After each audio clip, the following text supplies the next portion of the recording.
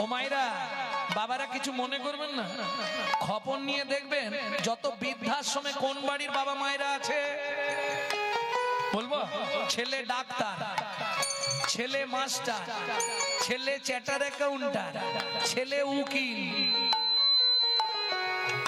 ছেলে ইঞ্জিনিয়ার। বড় লোক বাড়ির বাবা মায়েরা কোথায় আছে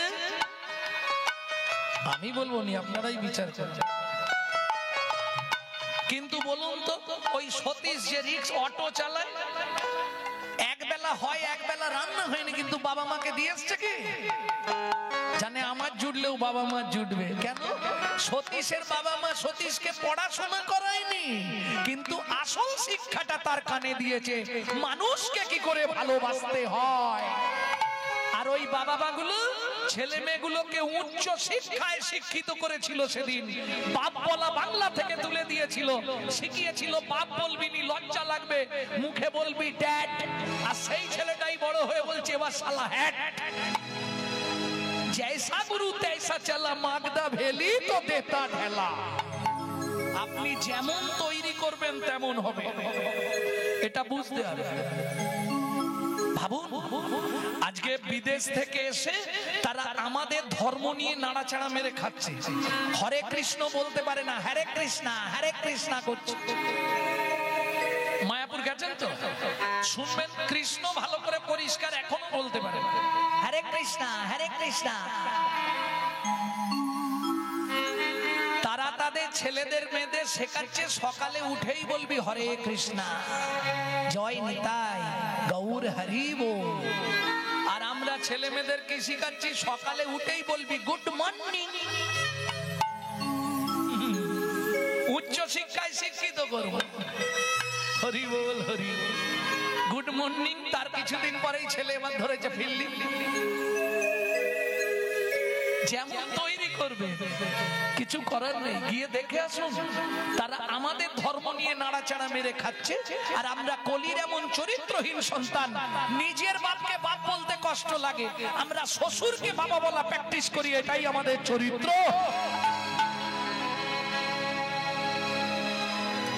পুতুল নাচ দেখেছিলে? পুতুল নাচ দিন আসছে ঘরে বসে পুতুল নাচ দেখবে।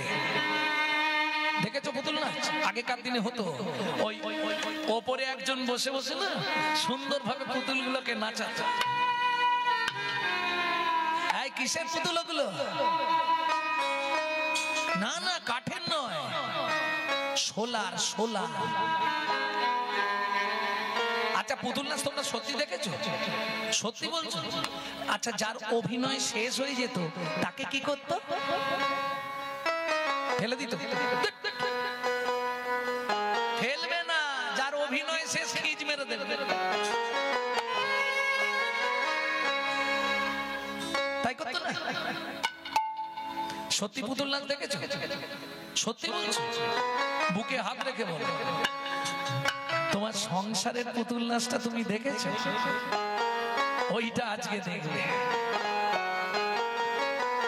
সোলার পুতুল নাচে দেখো সুতারি টানে, মানুষ তেমনি বাধা সৃষ্টির সোপানে। সোলার পুতুল নাচে দেখো সুতারি টানে, মানুষ তেমনি বাধা সৃষ্টির প্রাণে। যখন হবে শেষ যার অধিবেশ, যখন হবে শেষ যার অধিবেশ, তারে তখন টেনে এই পৃথিবী প্রান্তশালা মায়ার অভিনয়। নিতাই গৌর হরি বল।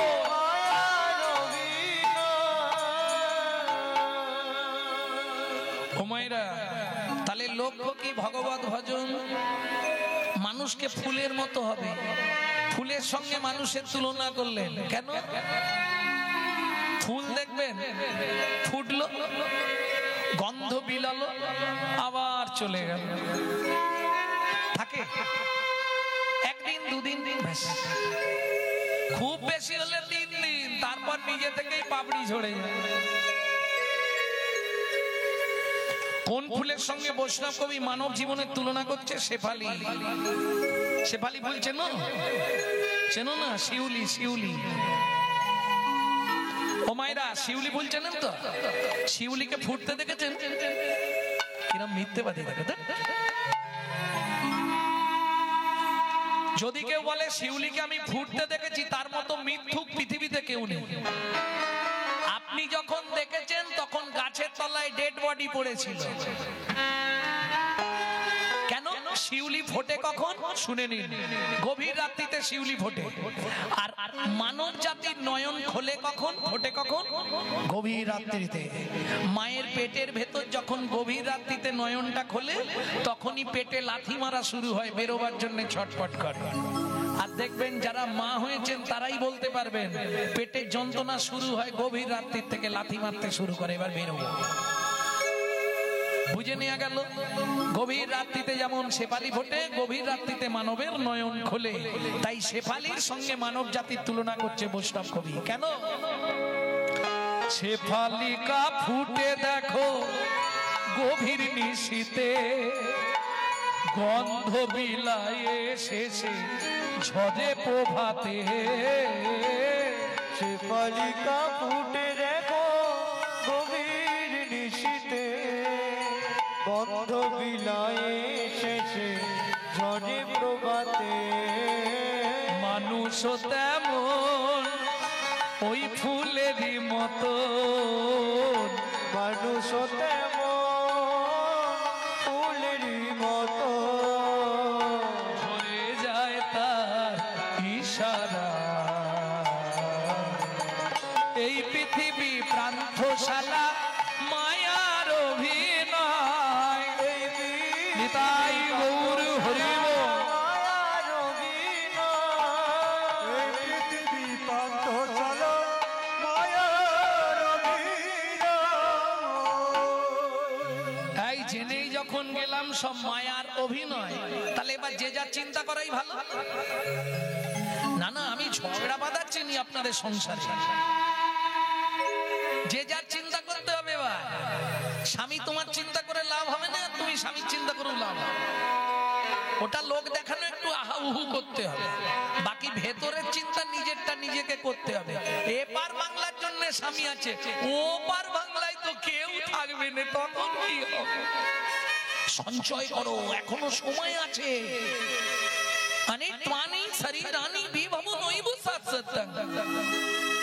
বিজ্ঞানের হিসাব 21,684 বার নিঃশ্বাস আপ ডাউন করে। আপে গিয়ে ডাউনে না ফিরে এলেই বলো হরি হরি বল। বুঝে নিলে ফিউজ উড়ে গেল। তবে জড়জাগতিক ফিউজ উড়ে গেলে ইলেকট্রিক অফিসে খবর দিলে ওরা মই ঠেকিয়ে সারাতে পারবে। এই ফিউজ উড়ে গেলে আর সারানোর কোনো রাস্তা নেই। প্রেম সে বললো চৈতন্য মহাপ্রভু কি। তাহলে বুঝে নেওয়া গেল তো তোমার কর্তব্যটা তাহলে কি হবে? এপার বাংলার জন্য পুরুষ অর্থ সঞ্চয় করে, বুড়ো বয়সে টাকা থাকলে কেউ না কেউ দেখবে। কি মায়েরা কি সঞ্চয় করে? চাল মেপে নিয়ে আবার 3 মুঠো করে তুলে রাখে, কালকের যেন হয়ে যায়। সত্যি কথা বলো, ধর্মটা যদি চাল বা টাকার মতো হতো, জমাতে সুবিধে হতো না? খুব সুবিধা হতো। প্রত্যেকদিন 1 মুঠো করে ধর্ম রেখে দিতাম। যেমন চাল রাখি, নালে একটা করে নোট রেখে দিতাম গান্ধীজি মার্কা ধর্মের নাম। তাহলে ধর্মটা কি চালের মতো নয় আর টাকার মতো নয়। অর্জুন 13 বছর বিনা পয়সায় রথ চালালুম শুধু ধর্ম তত্ত্বটা বোঝাবার জন্য। তুমি কি বুঝলে আমাকে একটু বলো। অর্জুন বলে হাই যা, কিচ্ছু বুঝতে পারি। বাহ বাহ বাহ, সুন্দর। 13 বছর ধরে পড়ালাম, শেষ দিনে বলছো কিচ্ছু বুঝতে পারলাম না, আমি আসছি। ও সখা, কি বলে যাও ধর্মটা কি? বলে আর সময় নেই, বেকার সময় আর দেবো না, যাতে বার হয়ে গেছে আমি চললুম। এইবার কৃষ্ণও বলবে না, অর্জুনও ছাড়বে না। কৃষ্ণ মেঘই অর্জুন পিছনে পিছনে যায়। ও সখা বলে যাও না, ও সখা বলে যাও না। বললাম তো হবে না।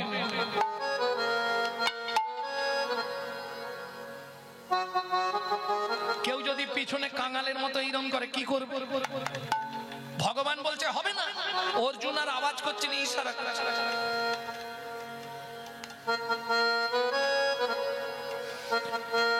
যখন এইরকম করছে ভগবান ঘুরে বলে, শোন, যাহাই প্রশ্ন তাহাই উত্তর।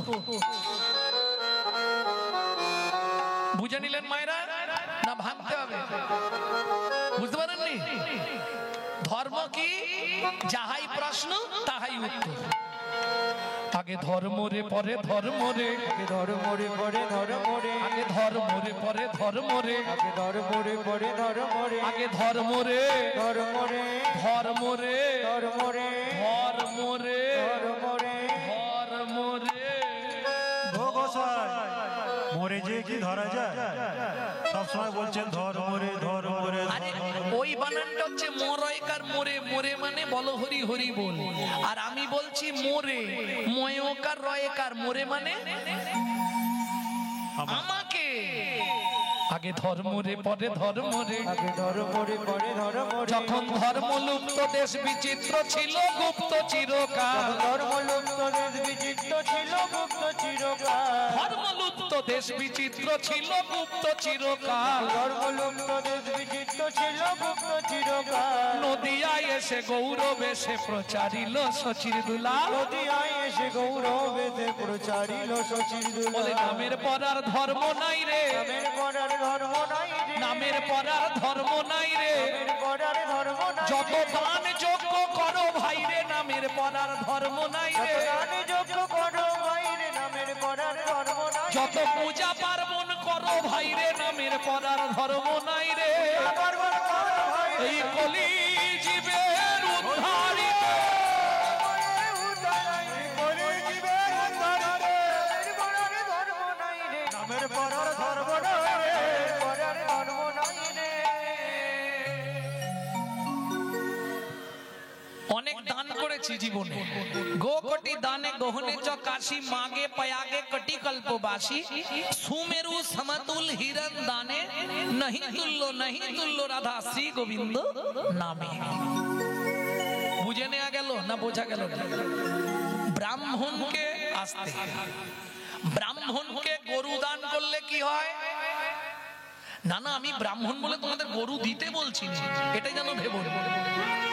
ব্রাহ্মণকে গরু দান করলে পুণ্য সঞ্চার হয়। বলে 1 কোটি গরু দান করলে ব্রাহ্মণকে যে পুণ্য সঞ্চার হবে, গো কোটি দানে গহনে চকাশি। ও মায়েরা শুনে রাখো, জীবনে যদি কোনোদিন ভাগ্যে হয় চন্দ্রগ্রহণের কালে বা সূর্য গ্রহণের কালে কেউ যদি কাশীর মণিকর্ণিকার ঘাটে স্নান করতে পারে, তার 100 জন্মের পাপ বিনষ্ট হয়ে যায়। বোঝা গেল? এটা কোথায় আছে? শিব পুরাণে, শিব পুরাণে আছে, কাশী বিশ্বেশ্বরের মাহাত্ম্যে। বুঝে নেওয়া গেল? তার 100 জন্মের মহাপাপ স্খলিত হয়ে যায়, মানে কেটে যায়। কি করতে হবে? গ্রহণের কালে মণিকর্ণিকার ঘাটে স্নান করতে হবে। একটা ছেলে এই কথাটা শুনেছে, মণিকর্ণিকার ঘাটে গ্রহণের কালে স্নান করলে পাপ বিনষ্ট হয়। তা গ্রহণের দিন স্নান করতে গিয়ে দেখছে নাবার কোনো জায়গা নেই। কেন? সবাই ঘেরে দাঁড়িয়ে আছে, কে আসবে? রামানন্দ স্বামী আসছে মণিকর্ণিকার ঘাটে স্নান করতে। 4টে যে সম্প্রদায় মহাপ্রভু স্বীকৃতি, তার মধ্যে রামানুজ স্বামী। কেমন? ওই রামানন্দ স্বামী আসছে মণিকর্ণিকার ঘাটে স্নান করতে, নামতে দেবার কেউ সব ঘেরে দিয়েছে। ছেলেটা মনে মনে জিজ্ঞেস করছে, এই যে ভাই, এই যে বাবাজি আসছে, ইনি কি রামানন্দ স্বামী? বললে হ্যাঁ। তা উনি কথা বলেন না? বললে না, উনি কারোর সঙ্গে কথা বলবেন না। ছেলেটা মনে মনে ভাবছে, এই লোকটাকে যদি গুরু করতে পারি তাহলে জীবনটা ধন্য হয়ে যাবে। কি, যে ব্যক্তি কারোর সঙ্গে কথা বলেনি তাহলে সে মৌন, আর যে মৌন সে তাহলে মনে মনে দিনরাত গোবিন্দ চিন্তাই করে। তোমার কি মাথা খারাপ হয়েছে? উনি জীবনে প্রতিশ্রুতিবদ্ধ কাউকে শিষ্য করবে না। বেশ, আমিও মণিকর্ণিকার ঘাটে দাঁড়িয়ে এই প্রতিজ্ঞা করে যাচ্ছি, ওনার থেকেই দীক্ষা নেব নেব নেব। না হয় একটা ফোন দিয়ে আনতে হবে। হরিনাম কৃষ্ণ নাম বড় মধুর, আর যে জন ভজে কৃষ্ণ সে বড় চতুর। রামানন্দ স্বামী ভোরবেলা স্নান করতে আসে 4টে বাজে। কেন? প্রথম পহর মে সবসে জাগে, দ্বিতীয় পহর মে ভোগী, তৃতীয় পহর মে চোর জাগে, চতুর্থ পহর মে যোগী। প্রথম পহরে দেখবেন সবাই জেগে থাকে, চ্যাঁ ভ্যাঁ সব জেগে থাকে। দ্বিতীয় পহরে যাদের ভোগের স্পৃহা তারা জেগে থাকে।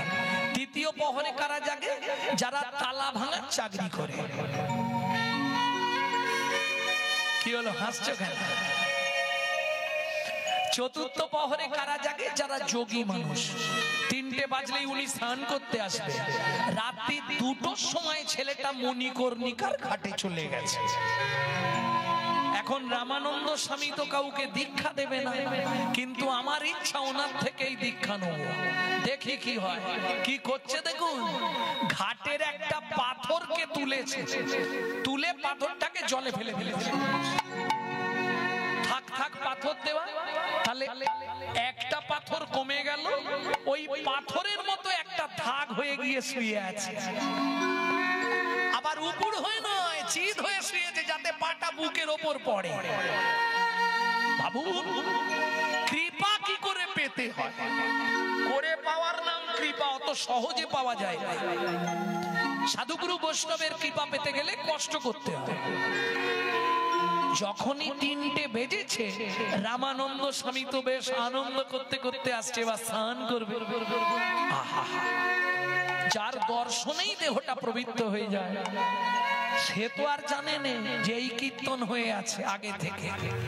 1টা 2টো 3 নম্বরে পাটা বুকের ওপর, আগের পাথরগুলো শক্ত, এই পাথরটা নরম। কি ব্যাপার?